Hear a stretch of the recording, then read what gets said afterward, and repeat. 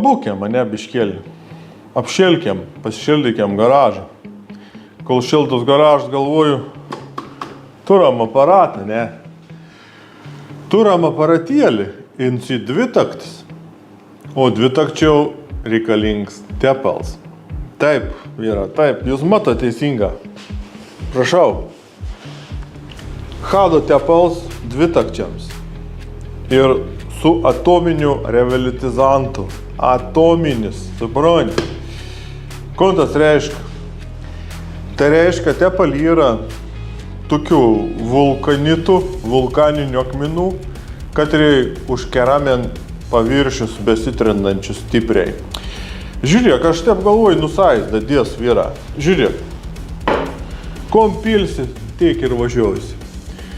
Ir motoroleris, ir dvitaktis, žolėpjovė, trimeris, ar prabangus dvitaktis 500 kubinių krosinis.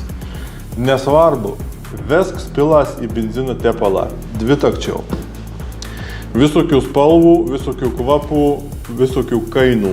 Dvitaktinis tepals Hado turintis revitalizantų, dasiek sakau. Tai reiškia, kad ansa padeng variklį keraminėm dangom niekada nesudilančioms.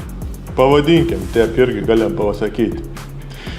Turi Lenka, grupė 70, mokėjo nedaug pinigų, kokį tepal pili, įtikėjus, kad tau laikys. Pabandyk šitą. Hado tepal su visas dalykas. Apsaugo variklį, padidina kompresiją, geriau eina daugiau kilovatų. Tu į tokį motorolerį, kurį kinietiškas grupis, kurį pavargin dalyką, su tau keramiku, tu kažkiek pagerinsi nori. Pabandyk.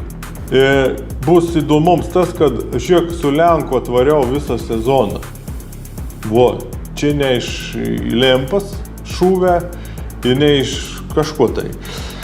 Bahuriuką, kad rį pabandėn, suprant, kad žiūrėk savo į laiką ir užsivedi kompresiją ir į da kažkas.